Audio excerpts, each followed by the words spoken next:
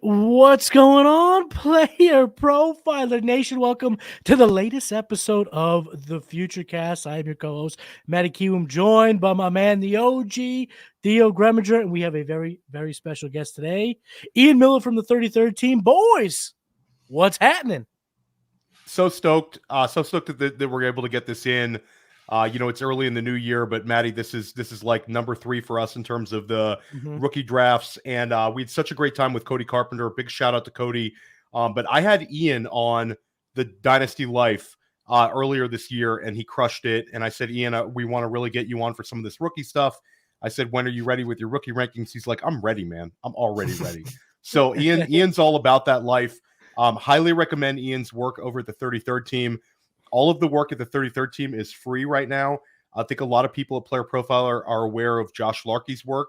The work that Josh Larkey does on the redraft side, Ian is doing on the Dynasty side. I mean, Ian, you're putting out a ton of content. Your rankings are up there. You're continually updating your Dynasty rankings, and you've started to drop your rookie rankings articles. Why don't you tell everybody about what you're dropping and what you have coming up at the 33rd team? Yeah, so every single week this year, we're updating our dynasty rankings. And then right when the season ended, we're like, it is rookie time. So we started just hammering out the rookie ranks. The quarterback's already on the site. The running back's already on the site. Wide receivers drop on Wednesday this week, and the tight ends will drop Friday. And we'll get a nice little, cumulative early rookie rankings all put together next week. Yeah, it's really good stuff. And I dropped my top 24 rookie rankings for single quarterback leagues. You can find that at playerprofiler.com. We'll put that in the show description. And Matty Kiwoom has been covering the NFL draft at playerprofiler.com. We're going to put that link in with his first round projection for the NFL draft. But Matty, you're also dropping a new podcast called Blue Chips. You've got how many episodes in the mix now? 2 or 3? We're already 2 in the hole. Episode 3 will be coming out this week. Episode 1 really talked about the bowl games, the players I was excited to watch from the New Year's Eve and New Year's Day 6. The episode 2 was a recap of my mock draft 1.0. Mock draft 2.0 will be dropping probably pretty soon because I want to get one out that establishes that top 18 that we know is set in stone now. There's no more ifs, ands, or buts when it comes to 1 through 18. That's set in stone. So I want to get 2.0 out pretty soon. But Blue Chips will be coming with episode 3 this week. Look for Player Profiler's YouTube channel and on your podcast feed Friday. Yeah, Blue Chips is really, really good stuff. If you enjoy what you're hearing at the Futurecast, if you enjoy hearing, what we're putting out, Sonic Truth and Dynasty Life in terms of this rookie coverage, Matty's going even deeper. And it's just tremendous. You've gotten off to such a great start, Matty. I'm stoked for what you have the rest of the year. But guys, we got to talk about it. We are recording this show on Tuesday. When this drops as a podcast and this drops on as a stream, I'm not sure. But we're recording Tuesday night, and last night on Monday, we had the national title game, guys. Matty. And it was a big letdown because, Washington got steamrolled. And I see my man Ian lives out in Pac-12 territory, now Big 12 territory. But Ian, if you're listening on the podcast, is rocking about the hardest hat I've ever seen in my entire life. He's rocking a Rose Bowl game 2006, which was Vince Young against the Mob at USC. We've seen the Pac-12 teams make it to the national title game a few times recently. I think it was about 10 years ago. We had an Oregon Ducks team play Ohio State. And the last night's Michigan game and the Oregon-Ohio State game, they're like identical beatdowns, fellas. This is the end of the Pac-12. Your thoughts on the national title game, Ian? Is this what you thought would happen, or did you think this was going to be a lot closer? Because I sure did. Shoot. I mean, it felt a lot less close than it really was. I mean, we were mid-fourth quarter, and somehow it was a 7-point game when you're kind of watching it. It was kind of a beat down from the start. I remember watching that too, and a group at the bar full of Husky fans, so it was kind of a letdown for everybody. But no, I remember when they started just bursting with those runs, I was like, shoot, Washington already has a bad pass defense, and if they can't stop the run at all to start this game, it might be a long night. But somehow, even with all those blunders, Michael Penix probably tanking a little bit of his draft stock yesterday, somehow still found it to be a 7-point game there at the end. But I wouldn't say it was the prettiest of all games I've watched, especially from the side I was rooting for. Yeah, and Matty Kiwoom, like we talked about this, that this was like super disappointing, but Michigan ran for the most yards anybody's run against Washington against Washington for the entire season in the first half. I mean, what's going on, man? What it looked like, unfortunately for us fans, was it looked like when the SEC team plays the non-SEC team that we've just seen a whole lot throughout the last 10 years, where it was just like the big kids were on Michigan, the little kids were on Washington, and they just dominated in the trenches. But I think more than that, what Harbaugh had done throughout the entire playoffs was set the tone. And I know that's like a washed up kind of cliche term, but it was so important for this team because they weren't built to come back. They weren't built to come back from a 21-point deficit. They were built to get a lead and play bully ball. And they showed it from play one in the semis when they brought the house on Jalen Milroe. And I truly believe, I cannot prove this, but I do believe that the center quarterback issues that Bama had throughout the entire night was predicated on that very first play when, before they could even get remotely settled, Michigan was like, we're here and we're coming. They did the exact inverse of that in the championship game where they got the ball first, and then they were able to break a big touchdown to go up 7-0, stop the Huskies on a couple drives, go up 14-0, and it was like, oh my God, when the sled is moving, it's tough to stop that momentum. And Michigan was just able to bully. Just, it looks like when the Detroit Lions played the Chargers early in the year and everyone knew that game was over, when the first play of the game, they needed 2 yards from Dave Montgomery and he was able to go 3 without being touched. That entire offensive line pushed the Chargers back. That's what it felt like. It just felt like these boys are going to be in for a long night. Like Ian said, they had a tough pass defense to begin with. So the fact that they couldn't even stop the run was just like, man, this is going to be ugly quick. And of course, in true fashion, we were all watching it. I had a bet in. I put a bet in to go to overtime. Just I thought the teams were so evenly matched, could happen, and the odds were so good. So when they were down 1 touchdown, I'm like, come on, Penix, hit Odunze for a big one. Come on. And they just couldn't do it. Then that pick six happened, and it was over. The fourth quarter was celebratory mode for the Michigan almost throughout. Yeah, it was like Ian said, it was a 7-point game that didn't really feel like one. You never thought it was a doubt for Michigan. And yeah, Penix definitely lost some value. He missed Rome Odunze on 2 touchdowns. But Ian, let's touch base on Odunze, because I thought Odunze walked away from this game checking off the boxes. He could have potentially had a much larger game. Matty and I are very high on him. This, you guys haven't done your overall rankings at the 33rd team, but in single quarterback leagues, where do you see him falling in line for you? And your thoughts on him as a player? Yeah, so right now I have him as wide receiver 3 of the class, but it's one of those wide receiver 3s where you're talking about wide receiver 1, wide receiver 2 are basically spotless profiles, honestly. So yes, Odunze is wide receiver 3, but he's not in that same tier as we talk about Marvin Harrison Jr. and Malik Nabers. And I do have him kind of bunched in a little bit more with guys like Troy Franklin, Xavier Worthy. The difference with Odunze is we're talking about someone who could go top 10 in the draft. We could have 3 wide receivers go top 10 in the draft. And part of the reason why I don't have Odunze in that column is we're talking about someone who he didn't quite get going off to as fast of a start in terms of career-wise as the other 2 did. We kind of had to wait for that junior season for a real Odunze breakout, and then him to just come on the scene this year and really show that he's a top 10 pick. And unfortunately, it was his senior year. So it's one of those things where one of what I like to do with my process is I don't like to compare, a 21-year-old season to a 19-year-old season. I prefer to compare those 2 other 21-year-old seasons, because especially, at the college level, the difference between 21 and 22-year-olds is a big difference than 18 and 19-year-olds coming into the league. So that's one of my few knocks that I have on Odunze. But again, we're talking about a top 10 wide receiver who's been productive the last couple of years. I mean, wide receiver of the class, I feel like is pretty safe bet at this point. Yeah, I agree with you. One guy that Matty, Kiwoom, and I are higher on than you, that had a very strong game again last night and a strong game against Alabama, is Blake Corum. Blake Corum, I have as running back 3 in my running back rankings. Matty, where do you have him? Let me pull it. I believe I have a running back 4 right now. So we're both in that top 4 mix. Ian, you had him lower ranked among your running backs, and you actually had Donovan Edwards ahead of him. Now, last night, Donovan Edwards broke off 2 big plays, made you look really, really smart with that ranking. But at the end of the day, Corum's been the much better producer. Maybe talk a little bit about your thoughts on Corum, what keeps him a little bit further down in your rankings, and your thoughts on Edwards. And do you think Edwards declares? I hope Edwards declares, but going to Corum, I do have him a bit lower. Part of my thing was, although it was unfortunate last year, he suffered the injury, and there's still hopes that he was going to declare and go into the draft. And he went back to Michigan for his senior season. Now, the thing with Blake Corum is that, at least looking on the projections from Mock Draft Database, which is where they aggregate all these mock drafts, and at this point is probably the most accurate thing we have to assume what draft capital could be. If we look at all running backs they have in the top 4 rounds, he's the second oldest, only trailing Ray Davis. So when you get those really old prospects, I do get a bit wary. But if the NFL says, hey, I don't think he's a second-round guy.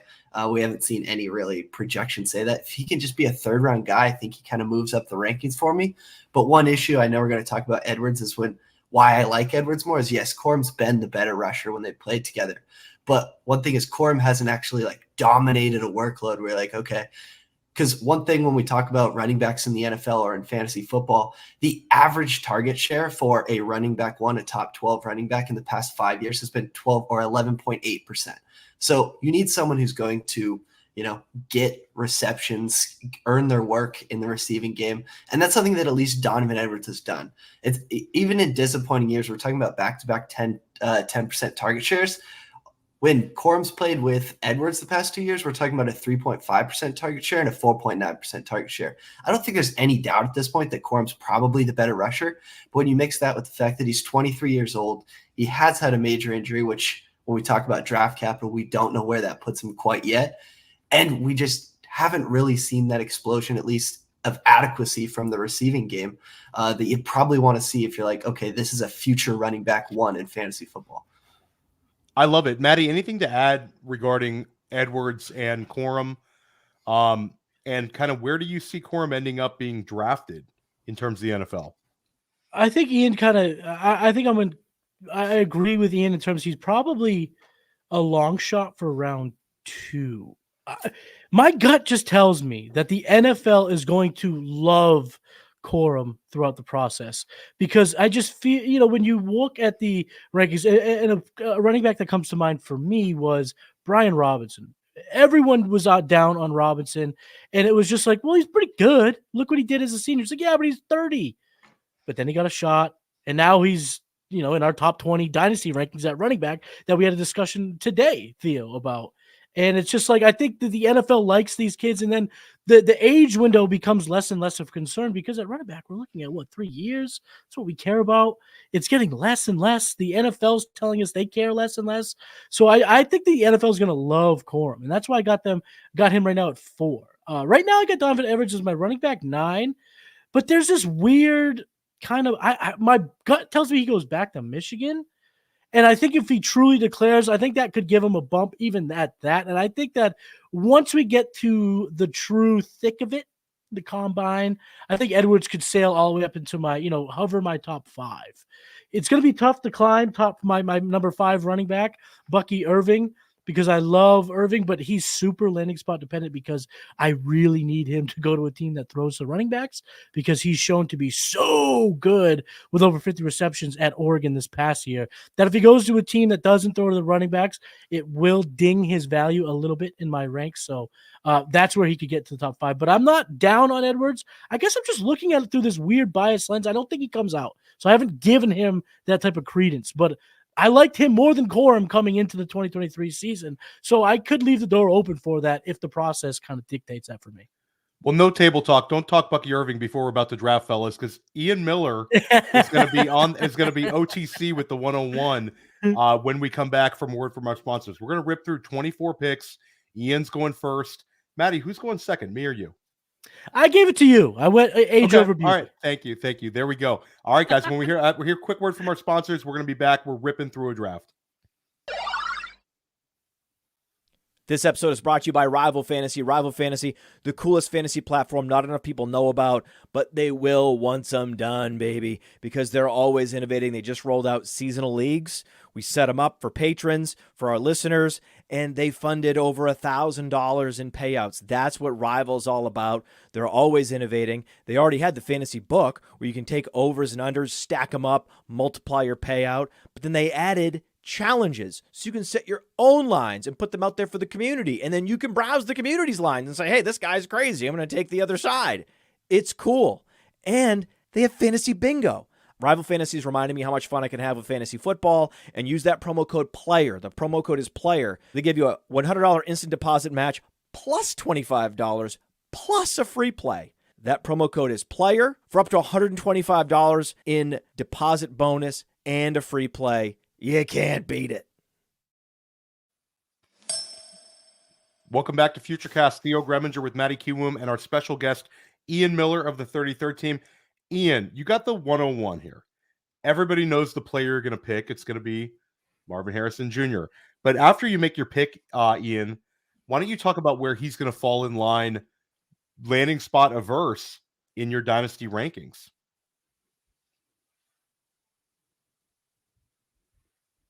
Oh, Ian, I think you're on mute. It's on mute, but you made this for me. You gave me the 101. I didn't have to do much thinking. It's Marvin Harrison Jr. I mean, in terms of my process, we're talking about a player. One thing that I like to do is bucket players based on their profile, to where you can look at, like, okay, here's a ceiling, here's a floor, here's the most likely outcome.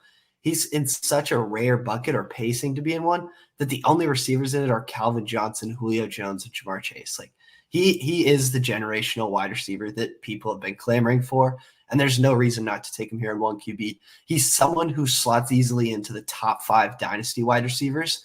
And one thing that I actually think is pretty nice about how this draft, the 2024 draft, has laid out so far, is that there's a good chance that the top 3 picks are quarterbacks.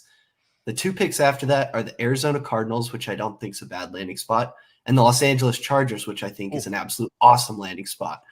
I won't spoil, the 102 or other landing spots for those kind of guys, but when you have a wide receiver who could possibly fall to one of those 2 teams after quarterbacks are selected, I think you're looking at something where you're not in a bad landing spot at all. At worst, it's mediocre with a generational wide receiver prospect. So he's the clear 101, a top 5 dynasty wide receiver as soon as he gets drafted. I love it. And I'm at the 102 right now. You brought up the fact that this is a 2 clear wide receivers at the top. I'll make it very easy. I'm going to go Malik Nabers here. I think Malik Nabers does go to the Los Angeles Chargers. It makes absolutely too much sense. I'll say the Chargers could also take another guy who Matty Kiwoom might draft here at the 103. But I think Nabers, like, his floor is like 108, 109. I think he's that good, where he's going to go in the top 10 of the NFL draft. He's a truly elite prospect. He's incredibly versatile. You can line him up anywhere on the field. He's incredibly productive.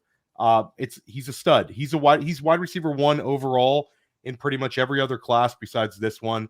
Easy pick for me, Malik Nabers at the 102. To my man Matty Kiwoom at the 103. So I just need to ask this question to you, Ian, and you, OG here. Whoa! You podcast with Cody too much. He was on the last 2 shows too, so I guess my brain just went there. But, it's okay. Theo and Ian, I'm going to ask this question. Good thing I didn't mess up the guest name. I've done that before. Very, very embarrassing. What the heck is going on at Ohio State right now? Why has no one declared? How has Judkins transferred to Ohio State and Henderson has yet to come out? What is going on? Should we be getting nervous that these kids want to stick around for one more go-round at a national title? What is happening? Ian and I talked in the pre-show about Henderson. Ian, why don't you share your thoughts on Henderson, whether he's going to come out or not? Yeah, I mean, I was a bit nervous. Still am. You're always nervous until you get that official word. But when I saw that Quinshon Judkins was visiting Columbus for a visit, my instant thought went to, I think that means Trevion Henderson is declaring. In one of 2 ways. Either they understood, he's privately telling people, which I think is the most likely scenario. He's privately telling people they know he's going to the NFL draft. I think the more unlikely scenario, but still one that works for us, is they just want an upgrade at the running back position. And Trevion Henderson probably has well enough draft capital projections right now. NFL likes him enough to where even if that's the case, he goes, all right, I'm out. I'm not going to, take a more disappointing year, less usage. I think basically everything points to Trevion Henderson probably declaring at this point. He's got to declare, right? He's gonna declare, guys. He's gonna declare. He has to declare. This is the way I see it. He is the linchpin for me, because if he stays, you have to throw all logic, because he has no logical reason to stay in college.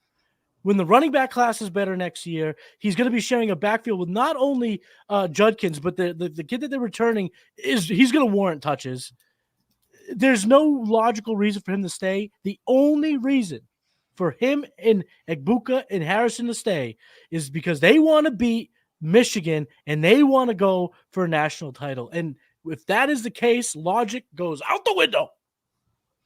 They also are going to make a nice little chunk of change with the NIL money if they come back to Columbus too, Matty Kiwoom.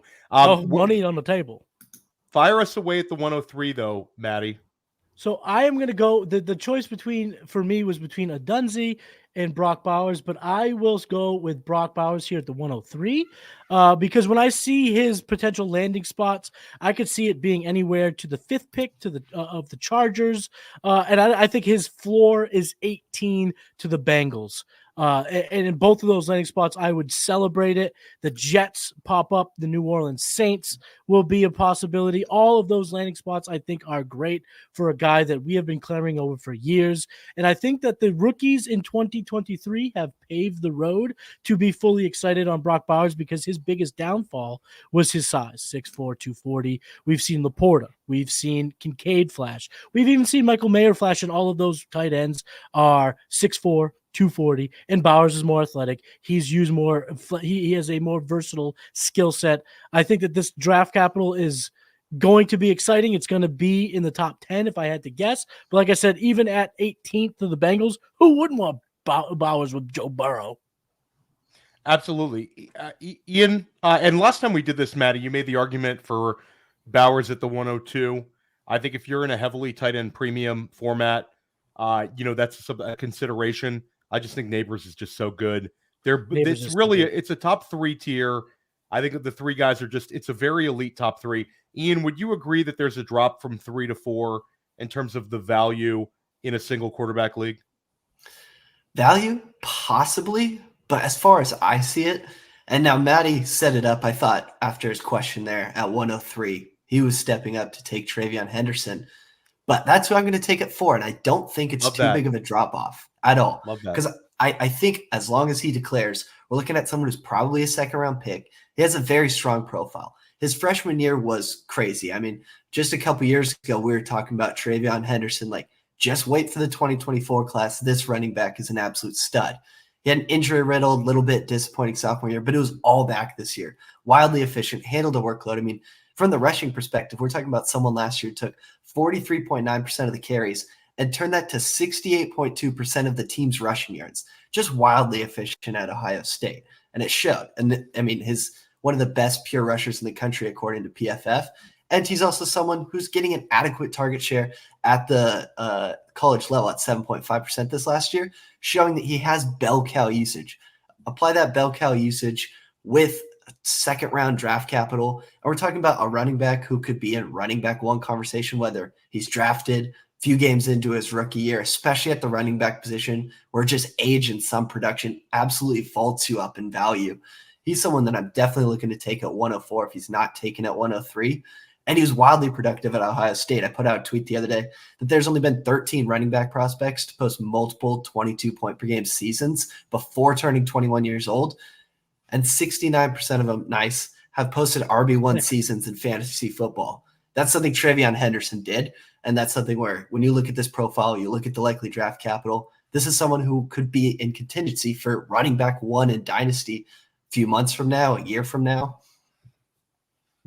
I love it. I like the bold call. And with Matty Kiwoom taking Trevion Henderson last time we did a mock draft, and Ian Miller taking him this time, shout out to Trevion Henderson. We want you to declare for the NFL draft. Please, please, please. Makes these drafts a lot better.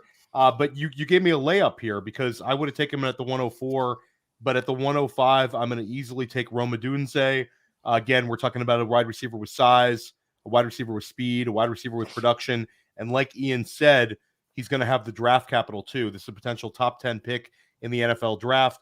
There's a couple of nice spots in there, in the second half, like when you get past the Chargers, that start looking pretty appealing for a player like Rome Odunze. And guys, we could be talking right now about how Rome Odunze had 2 touchdowns, including a bomb in the national championship game if Michael Penix would have, been a little bit better. So this was easy. I think that this was an easy 105 for me with Odunze. I would take him at the 104. With the 106 here, I am up. So it comes between 3 different players now. 2 of these players, it's a little bit more landing spot dependent based on their profiles. So I'm going to pivot to the running back. I'm going to take my running back 1, Braylon Allen. Braylon Allen, he's a monster. We know that, 6'2", 240 pounds. We've seen his receiving game, his production, the receiving game, go up each of his 3 years at Wisconsin, and that's something I look for, is a progression and a development when it comes to catching passes. He's shown the ability to get better in that case. And the thing that I cannot shake about Braylon Allen, and I know this is a little bit hokey, and I can't really quantify it yet, but the fact that he declared so early lends me to believe that the council that gives these kids a little bit of consulting work on whether they should go in or they shouldn't go in to the NFL draft must have come up so nice for this kid who's so young. He's going to be incredibly young when the NFL draft comes. So the fact that he declared right away, I mean, he declared the minute you could put your name in the NFL draft hat, he declared. So that tells me he got great news from the NFL. I think he's going to test well. His athletic metrics are going to look great because of his size, and he's been a mega producer from the fact since he was 17 years old at Wisconsin. He has 3 years under his belt, averaging over 1,000 yards per season. I think that this kid's going to be nasty in the landing spots here. They get juicy at the end of the second, which is I think is where, in my mock draft, when I started pulling it out the entire first and second round, I started seeing a couple landing spots at the end of the first that I think will be prime for running backs, and that's Philadelphia and Dallas. So that's Ian, get me excited. Matty Kiwoom has Braylon Allen as his running back 1 in the class. I have Braylon Allen as my running back 2. You were lower on Allen as well. Why don't you, before you pick, kind of share your thoughts on Allen? Again, 35 touchdowns, 19 years old, and he's a beast. Where are you at on him, though, Ian, in terms of how you view him as a prospect? Yeah, so when it comes to Braylon Allen, you basically nailed it on the head. Super young, still 19 years old, doesn't even turn 20 till later this month. We're talking about someone who also came into college football super raw. Not everyone knows, but he came into college football playing at 17 years old and was recruited to Wisconsin as a linebacker. So he basically came in super raw. And this is someone who right away kind of tilted heads, 17.6 points per game his freshman year. They were turning heads. The part where I got snagged with Braylon Allen is that we never truly saw the development. He's still someone with plenty of upside. I still like him, but he's my RB6, I believe is what I had on the 33rd team, because one, the pass catching just never came into fruition. I mean, this is someone whose career high target share at Wisconsin was 7.3% in his best season after years of 4.3 and 6%. So there's a bit of hesitation for him as a pass catcher. But even looking at his production, how good he was with it, as funny it is, his freshman year, 17.6 points per game. Second year, 17.8 per game. Junior year, 17.7 points per game. Basically had the same production every single season. And when we look at carry percentage and his efficiency, it was all relatively similar. Besides, he was very efficient as a freshman, but part of that was thanks to a little bit of a lesser workload than he had. But I like Braylon Allen. I think there's upside in there, especially with his age. And if he gets that draft capital, I'm just a bit hesitant putting a premium pick with him right now. Where are you at here at the 107, Ian? It's an interesting range in the draft, a little bit open. Yeah, it is. And I think one thing that happens in one quarterback drafts is that people go, okay, it's one quarterback, so the quarterbacks don't really matter. And while that can be true in general, what matters in one quarterback leagues are still the premium and elite quarterbacks. Like even if you're looking at Superflex, for example, everyone knows Caleb Williams is the 101 because when he comes into the league, he's a first-round starting pick, clearly top 10 quarterback. That's someone who I want on my one QB team because he's going to be an everyday starter for you in one QB. And you talk about someone who's one of the best prospects we've ever seen. and put up ridiculous production in college. I mean, even if you look at his 19-year-old season, he put up 37.3 points per game. The only the only 19-year-old quarterbacks to put up at least 35 plus points per game are Patrick Mahomes, Lamar Jackson, Deshaun Watson, CJ Stroud, and Johnny Manziel. In one quarterback leagues, how many leagues has Lamar Jackson won? How many leagues is CJ Stroud winning this year? Is Patrick Mahomes winning? They're still winning you leagues. And so when I look at this draft board and I don't see an elite or premier option anymore, give me the quarterback who we have pretty good faith in being elite premier with mega upside. I love that. And actually, it's funny. I had him at 112 in my article for my top 24, but I said you can consider taking him as high as the 107. And Ian, you take him right there at the 107. I agree with what you said. The elite production from the quarterback. It's funny because we always pass these guys up in single QB, and then they immediately gain value once they start playing well with their dynasty value. Matty, how high would you consider taking Caleb Williams in a single QB league? Is right about here, or are you a little bit lower there? I'm lower. It's just my philosophy going into it. I understand getting elite prospects at any position matters in fantasy. So I'm not going to discount his talent. But in a 1 QB, the leagues that I play in, it just feels like more often than not I can fill that need in much other ways, especially in a draft like this with this draft class. I would be just much more likely to pick up another receiver or running back here. But I think that in this range, if you were a QB needy team, I think this is about where he should come off the board. If you're needing that quarterback spot, or let's say you've been kind of dragging along with the older quarterbacks like Kirk Cousins or Derek Carr or something of that nature, this would be the point where I'd get excited. But I think in general, I'm not really even thinking about quarterback till the end of the first.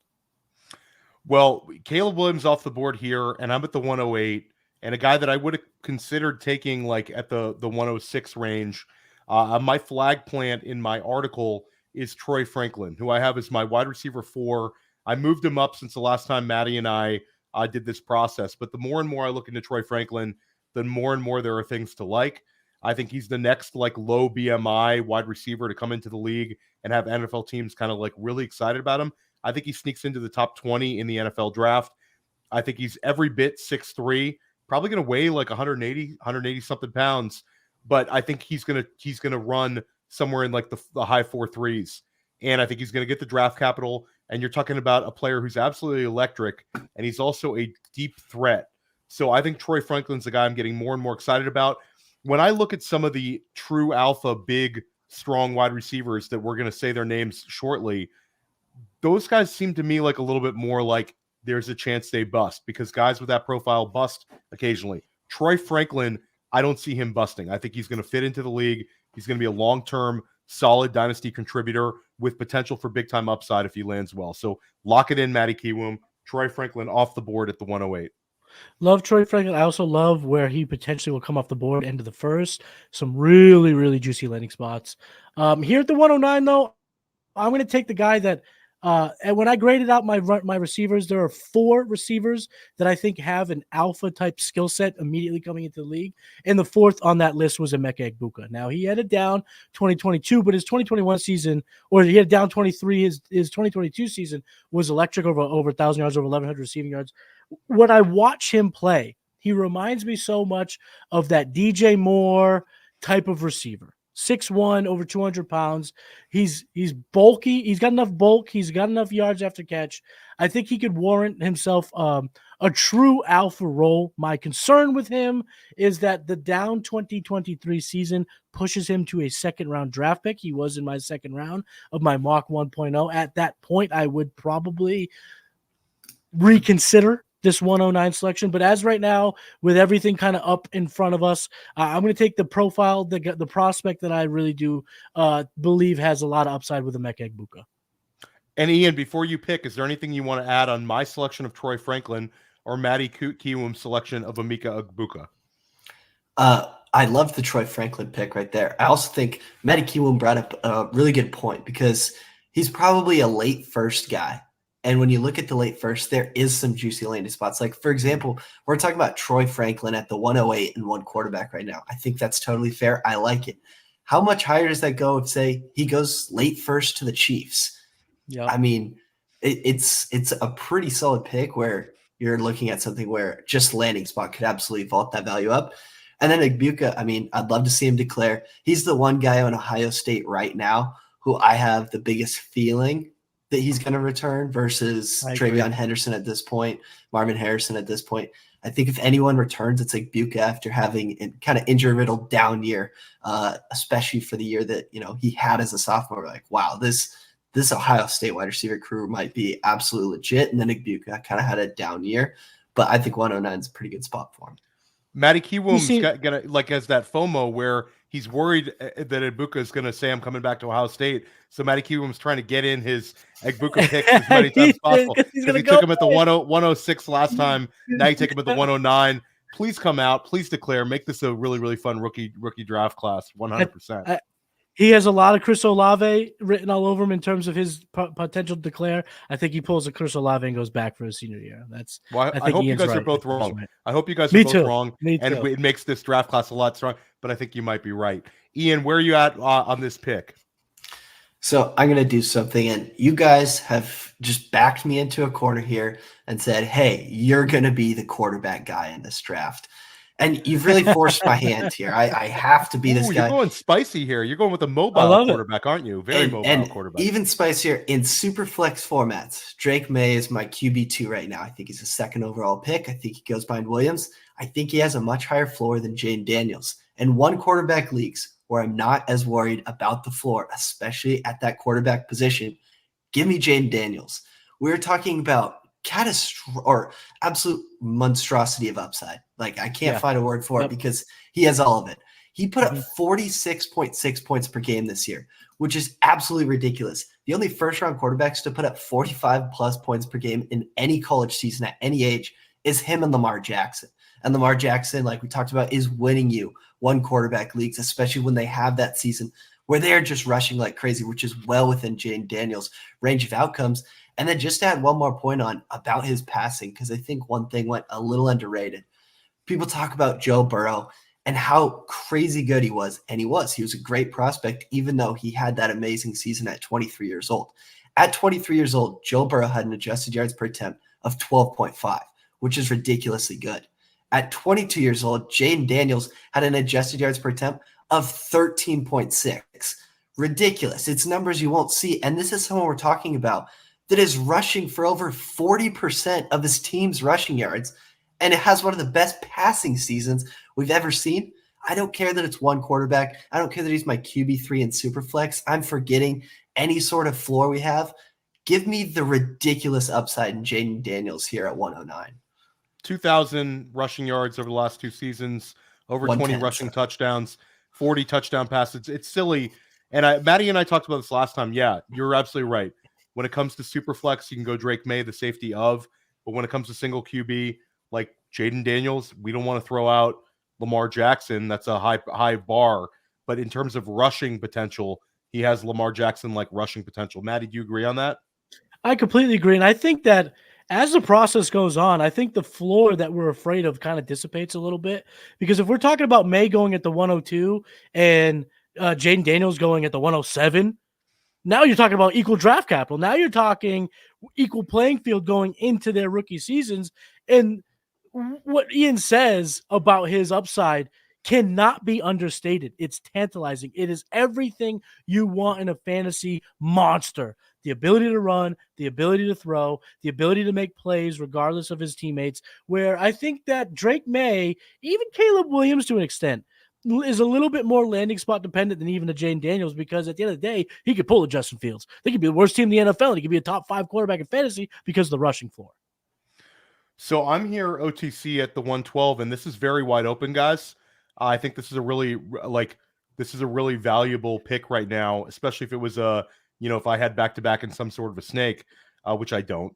But I have the 111, by the way, Theo. You have the 111. Oh, excuse me. I'm at the 111. Excuse me. Sorry about that. Taking my snake. The 111 here. And guys, this I could go with a running back. I could also go with a wide receiver. I'm leaning towards wide receiver, and even here I could make an argument for like 3 of them. But the one that I'm going to go with Ian brings up the landing spots at the end of the first round. I think that this player at the end of the process is going to sneak into this level of the draft, and that's Adonai Mitchell of Texas. I think he's got some T. Higgins to him. Cody selected him last time we picked together. I think here at this end of the first round, it's a better range for him. It's a little less pressure than like having to take him at like the 107. But I really like him. He scored a touchdown in three straight national football, college football playoffs, which is wild. But he scored again, in Texas' loss to Washington. Scored twice as a Georgia Bulldog. I like this value here. I think this is a good one. I think he's got some dog to him as well.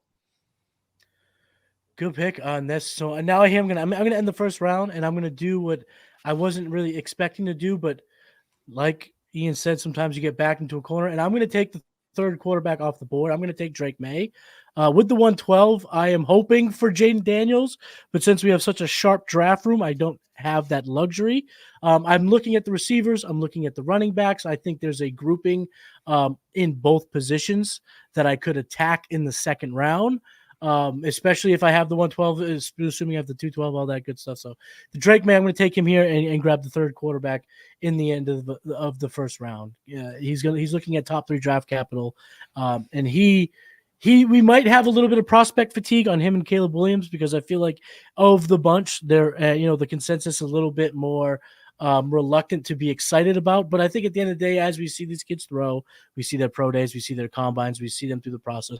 I think the excitement for Caleb Williams and Drake Maye will be ignited again. So getting Drake Maye here in the end of the first, I'm willing to take it, given that the other 2 guys are now off the board. So just to recap, if you're listening on a podcast, we just finished essentially the first round, and it's Marvin Harrison Jr. at the 101, Malik Nabers at the 102, Brock Bowers at the 103, Ian Miller of the 33rd team takes Trevion Henderson at the 104, Rome Odunze goes to me at the 105, Matty Kiwoom takes Braylon Allen at the 106, then Ian Miller selects Caleb Williams at the 107. This is the highest Caleb's gone in one of our single quarterback drafts. I select Troy Franklin at the 8. Matty Kiwoom takes Emeka Egbuka at the 109.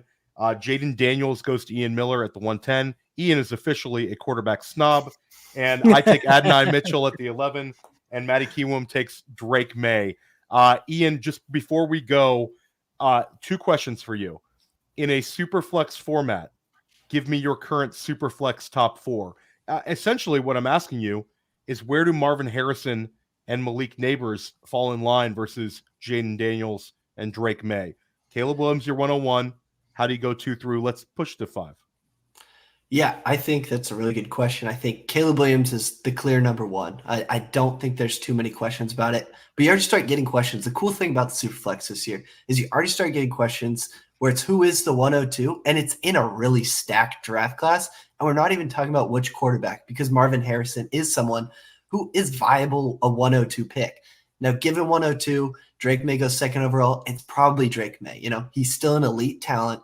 He's been good at passing and rushing. He's still a Konami quarterback, just not to the level of Jayden Daniels that we talked about earlier.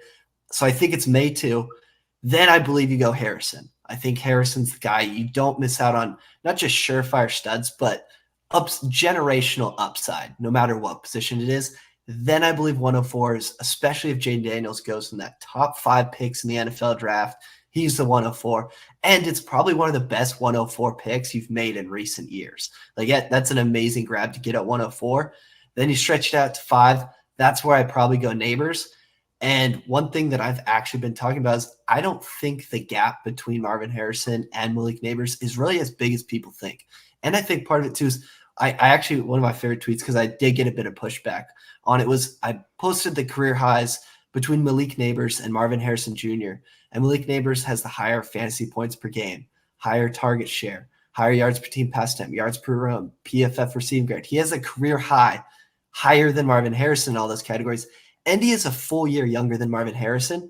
Getting someone like Malik Nabers at the 105 is also probably one of the best 5th picks that you could have made in recent Superflex history. I love it. It's super, super interesting. And do you agree that this is if in Superflex, I really want to get myself into that top 5, would you agree that that's like a very safe tier for people that like to make early trades?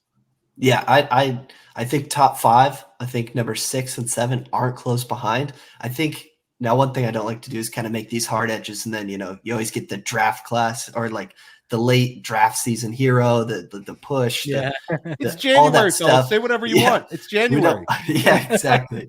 I try not to in my leagues get too caught up with the numbers, but if I'm looking right now, 105 is probably the legendary kind of absolute league winner territory cutoff.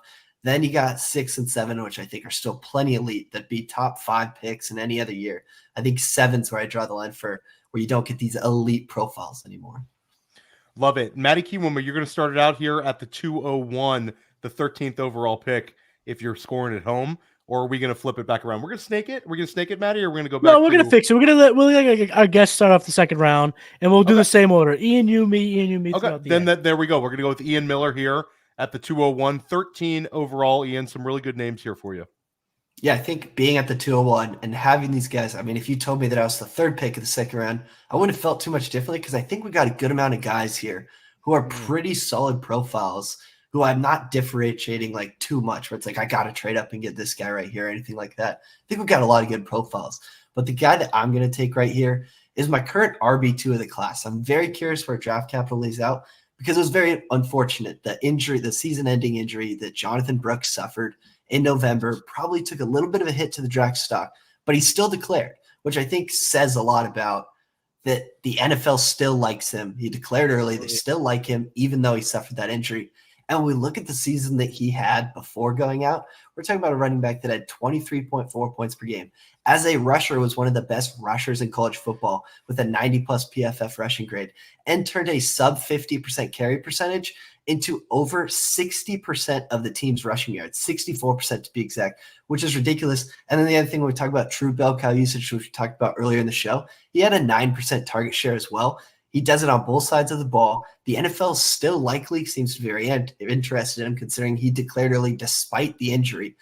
Jonathan Brooks is a guy who I'm very cool taking at the 201, and I feel like you should be piling up on seconds if this mock draft says anything.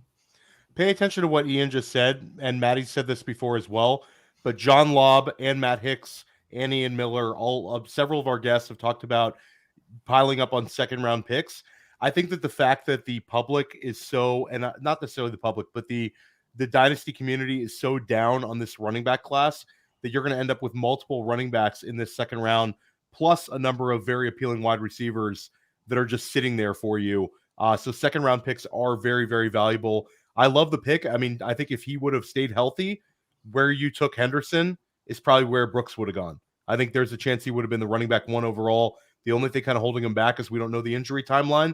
But 9 months, guys, torn ACL, he could be ready for training camp. Super excited that he declared. It makes this draft a lot better. I'm here at the 102, and I could go wide receiver again, but I have not gone with a running back yet, and I'm going to go with Blake Corum. Again, there's a couple wide receivers who push come to shove I might prefer, but I think Corum here is just really, really good value.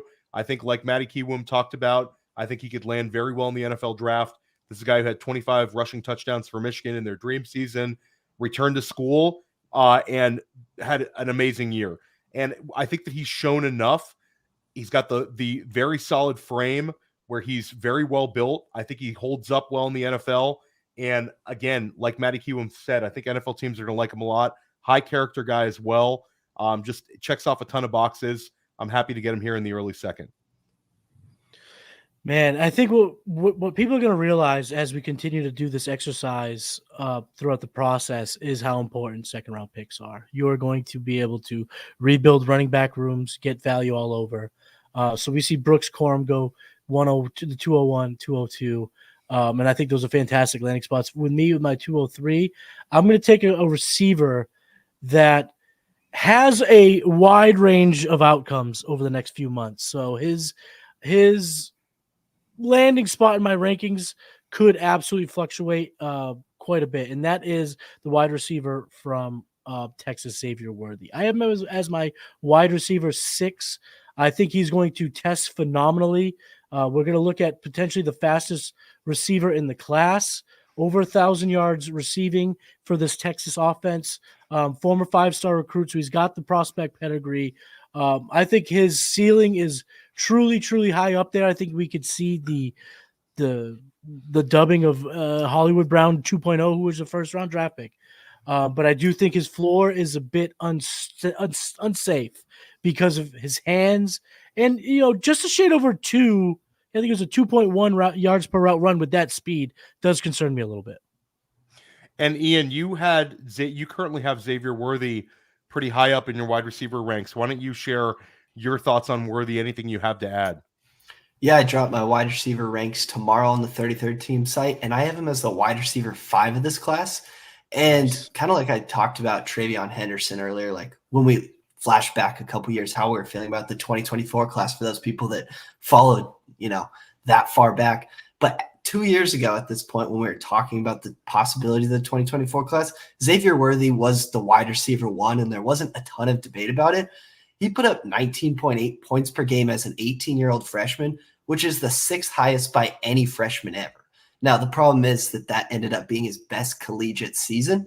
So you didn't get this, where the profile just kept exceeding itself. So I think you do have something where the upside is tremendously high.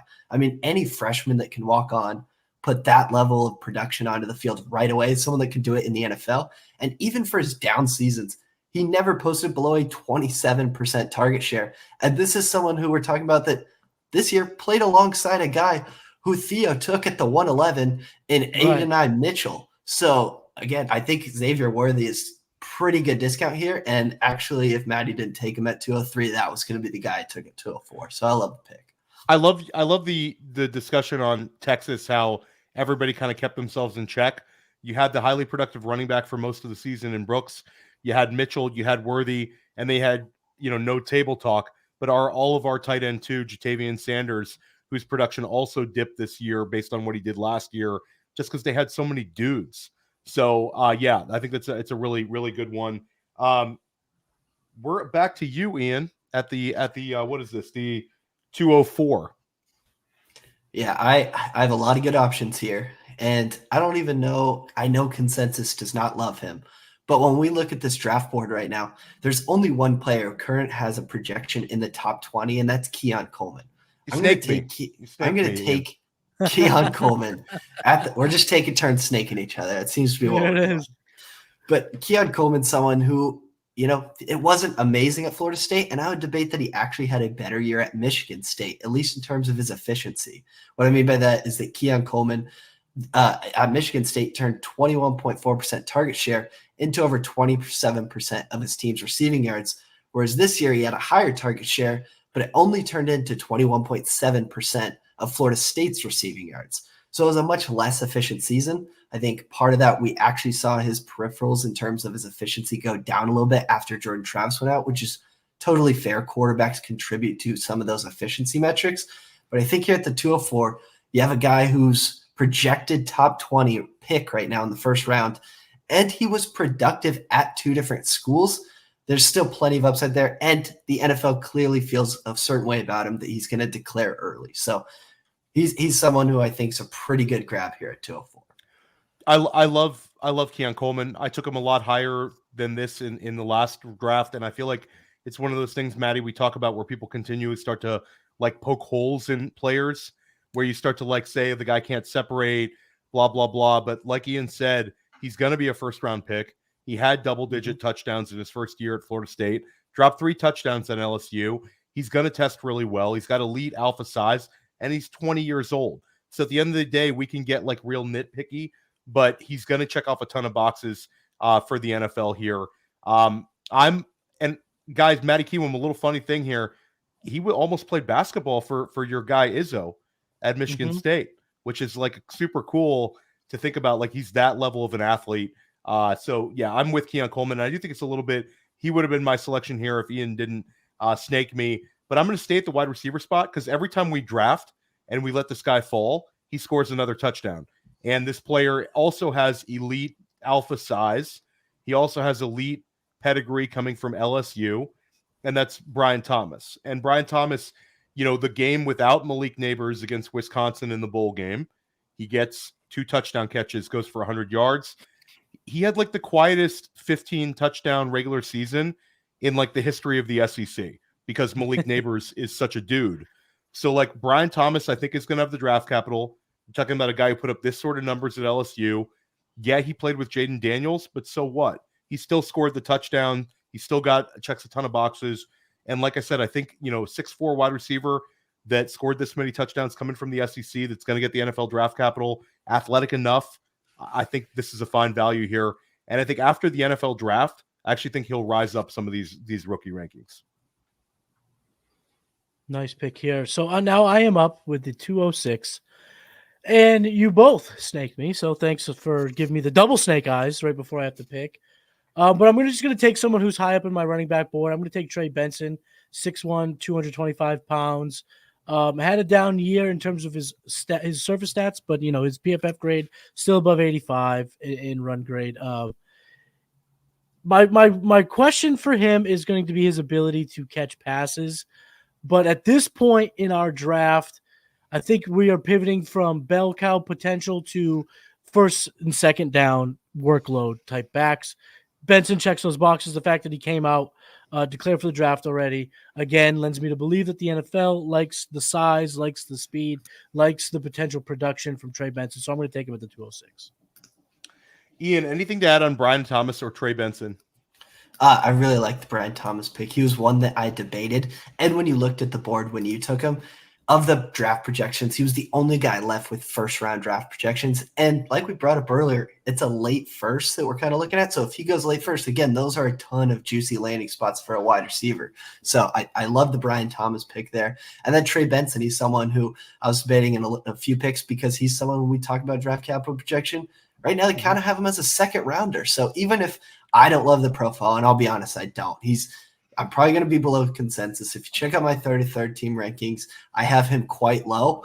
But the thing keeping him afloat is that if an NFL team sinks second-round draft capital into him, we're going to like it. I mean, think of Zach Charbonnet. I didn't love the Charbonnet profile. I liked it a little bit more than Trey Benson. But he landed in possibly the worst possible landing spot. But he went in the second round. He didn't really do too much this year because Kenneth Walker, for the most part, stayed on the field. And we're still talking about a top 25, top 30 dynasty running back. And this is in the second round of your one quarterback rookie draft. So I like both those picks there. But it kind of just goes to show how good these second round picks really are. Right. It's loaded for sure. Ian, where are you at here? We're at 19th overall pick right now. Yeah, shoot. I'm between two guys. I'm kind of torn. But I haven't taken this position. It's going to be the second guy that we take, probably the last guy at this position this draft. That I'm just going to go with Jatavian Sanders. Oh, you son of a gun! You missed. There's actually I thought he was going to fall to me. There's a Futurecast rule where only Matty Kiwoom's allowed to take Jatavian Sanders. Go ahead, Ian. I love the pick. I feel like I should have been briefed on this rule before we started, but we drop rules in real time. Yeah. House rules here. I should have known. Yeah, it's like elbows. But yes, Jatavian Sanders, yes, he had a down year, and we talked about the amount of weapons that Texas had.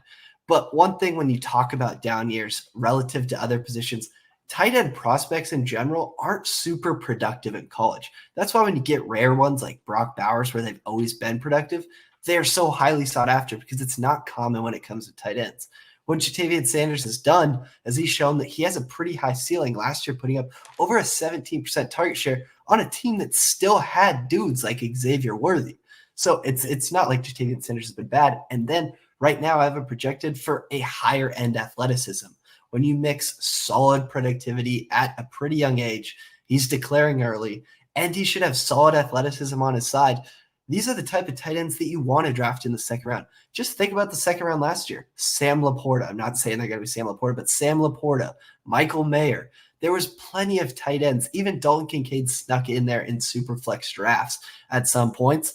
There's tight ends where this profile is something, especially in 1QB formats, I'm going to take, especially at a position where it may be not as scarce as it was last year, but it's still a scarce position. I want this level of upside at this position. Great pick. It's a great pick. And there's such a drop off between tight end 2 and tight end 3. And Sanders, we're talking about a young player, elite production when he was young. like this is a difference maker at the tight end position for your dynasty team. You could take him a little higher. Matty took him around the 1-2 turn last time we drafted in single quarterback, and I think that makes some sense. I think he could land at the end of the first round here, guys, because some team might say, I really want to take Sanders and make him my franchise tight end. I don't want to mess around in this draft class where there's all these question marks, and I could plug this kid in right away. So I love the pick. I want to – now I'm OTC here, and I'm kind of torn between two running backs here. One is small and one is a bull, and I like them both a ton. But I'm going to go with Audric Estime from Notre Dame. You're talking about a big-time producer, 18 rushing touchdowns, a young player, big-time explosive plays. Talk about like the Duke game where he broke off the game winner. There's multiple games where he had just smash plays where he broke off long runs. So the big playability combined with the fact that I think he can take a beating at the next level and absorb volume. He's got the size. He was highly productive. 18 rushing touchdowns, a single season record for Notre Dame, and the home run hitting ability. And I think the draft capital is going to be there. John Lobb, who's really tuned in, who Matty and I have had on, he swears Estime is going to go high in the NFL draft. He's flag planting him as a high draft capital guy. So I'm happy to get him right here. It stinks because I'm not taking a couple of running backs who I think are very exciting right behind him. But I think this makes sense. This is the kind of guy that could be a multiple season RB2 production guy for my dynasty teams. So you didn't snipe me there, Theo. You left me with a guy that I was hoping to find, Mr. Bucky Irving. There you go. That was who I'd be between. That was a great pick. There are some other receivers that I do like on the board that I would be conflicted based on my roster construction. But Bucky Irving, right now, when I look at him coming into the league, I do see a kid coming into the league as an early declare. He's coming in after his junior year, so he doesn't have to come out. It seems like Oregon will continue to, be a powerhouse, but he's deciding to come out. And he also had 60 targets and 54 receptions. And that was after 35 targets and 30 receptions in 2022. His pass catching ability is elite. And I did say this at the top of the show where I do find like his landing spot might be a little bit more fragile than some of the other running backs in this range, but the upside is there. And when you look at the 5'10", 195, we'll see how he runs, but seems to be a lot like James Cook, and we've seen how good he was down the stretch for the Bills. So if the draft capital is there, I don't think you'll get second-round draft capital based on this particular class, but if it's a third round, you could adjust it. Bucky Irving's my pick here, the 209. I love the pick. And Ian, you had Bucky Irving high up as well. Want to share your thoughts on Estime and also Irving? Well, unfortunately, I knew the second that I took Sanders at 207, that Estime and Irving, the two guys I liked, were not going to fall to 210 with you guys. So I was already looking as if those two are off the board at who I'm going to take at 210. But yes, someone like Bucky Irving, get him some draft capital. And actually, I love what you said earlier. I almost have a little bit of pushback to what you said earlier, Matty, about his receiving ability. And, if he lands on a team that throws to the running back. Now, yes, there's some quarterbacks that chuck it down a little bit than others, but I think a lot of that is controlled by running backs. I mean, just look at the Carolina Panthers running back target rates at their quarterback when they had Christian McCaffrey. And I know he's a very high-end example versus they didn't. But you can find it all over the board, with Austin Eckler. Like when Austin Eckler's out, you don't see Justin Herbert chucking it down to Joshua Kelly, to Isaiah Spiller. They just aren't targeting the running back because the running back's not good in the receiving game. When you have someone like Bucky Irving, he's someone where as long as he gets draft capital, that tells me that the NFL, they know that he is a good pass catcher, and that's why they want him, because they know that they can trust him in the receiving game, and that's going to up another level to, whatever team he goes to, they will have probably an elite pass catcher out of the backfield. So I love that pick right there. So here we are, the last three picks of the draft, and you might be wondering, why are they highlighted in green? Well, this is why. The last pick that we each do, we usually do a sleeper. So this is your chance, Ian, to put someone on our listeners' radar that isn't particularly probably going to go at the end of the second, maybe goes in the third or even the fourth. But this is the player you put in this slot that you could talk about, shed light on, so our listeners come away with, ooh, I want to follow him throughout the process. I wasn't thinking about this guy. Who is your sleeper pick here at the 210? Now, I don't know how sleeper it is, but we talked about it earlier, and I think there's a lot of ways that this pick can go, and it could be one where we have this player isn't even in the 2024 draft. And I'm talking about Donovan Edwards, because Donovan Edwards coming into 2024 was someone who I had marked down as a probable first-round target. But this year's been a bit disappointing.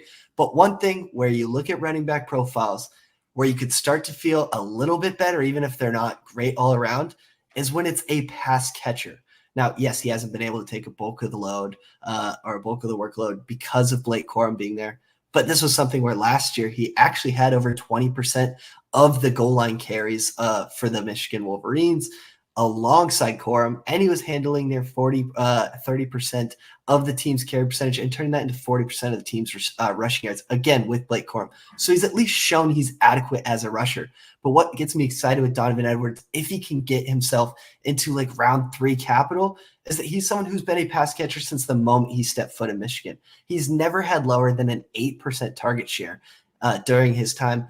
And this is someone who, if he does declare, and we get the declare, that gives me a hint that he probably can get that round 3 draft capital. So I know it's not the biggest sleeper, but it's also someone who might not even be in this draft class. If it wasn't for the national championship, people would probably be quite low on him compared to how they were just the other day. Definitely.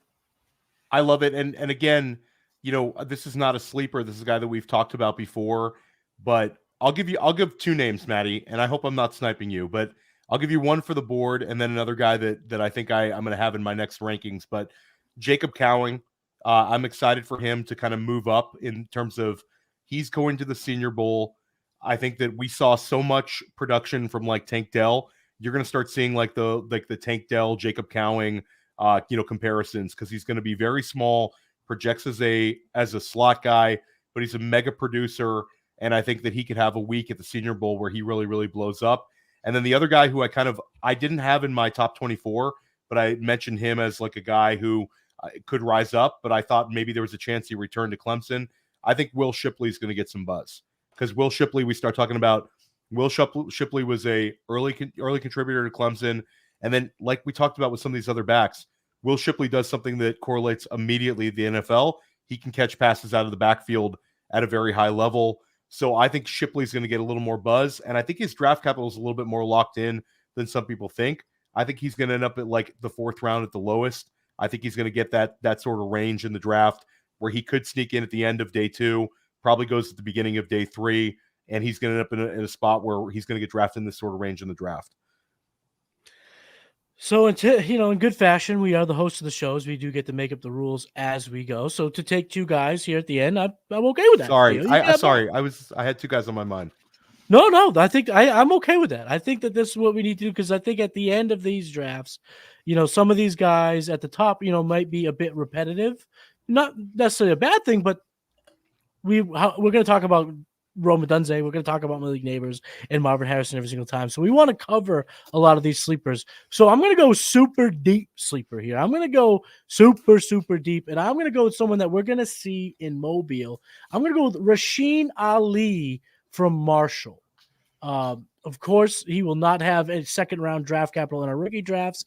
He will probably have day 3 or day 4 type draft capital in the NFL.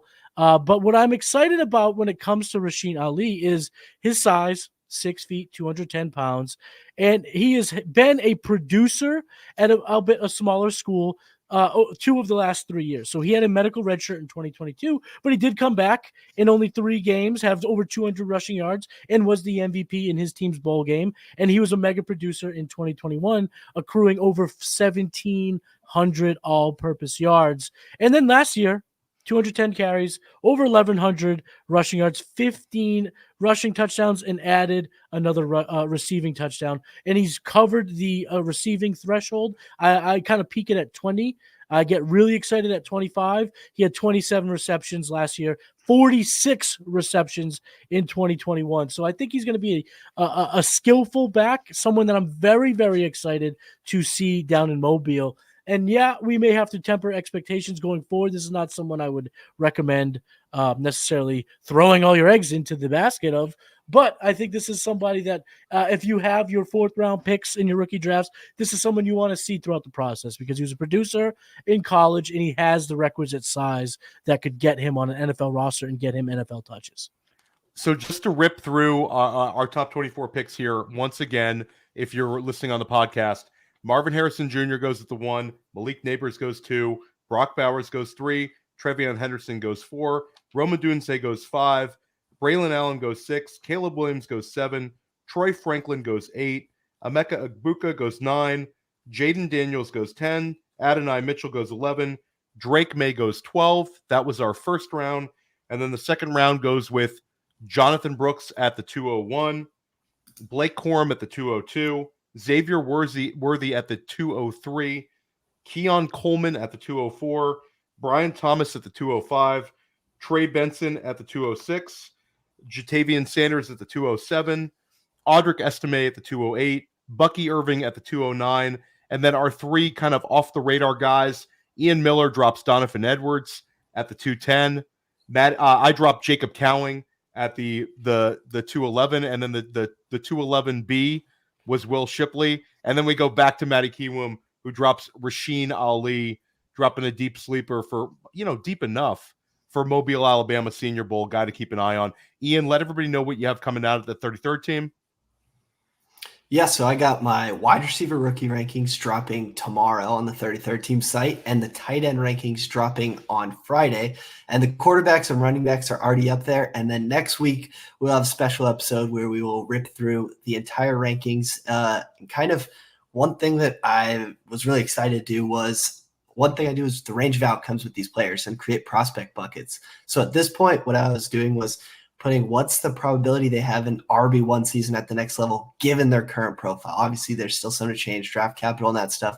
But I think it gives a really good indicator when you can see, hey, Trevion Henderson has a 75% chance in an RB1 season. Kind of makes you feel about the board a little differently. I think it's an exciting project that is coming out here soon. Really highly recommend Ian's work at the 33rd team. It's excellent. It's free. Check it out. Matty Kiwoom, let everybody know what you have coming up on Blue Chips. Blue Chips, like I said, episode dropping this week. We're going to be exploring the transfer portal. So in your Devy leagues, you might want to get excited about some of that stuff. But we got a lot to cover for the 2024 class and beyond over on Blue Chips. Yeah, and check out Dynasty Life. I'm going to have Alfredo Brown of Football Guys on. We're going to talk about a couple of Dynasty buys and sells to make right now. We've got you covered, everything Dynasty, everything 2024 class. Anything you want, we got it here at Player Profiler. Stick with us all year. Happy New Year, and let's get it. Let's enjoy the NFL playoffs, and let's get ready for this Dynasty offseason. Let's get it. We'll see you guys next time. Peace.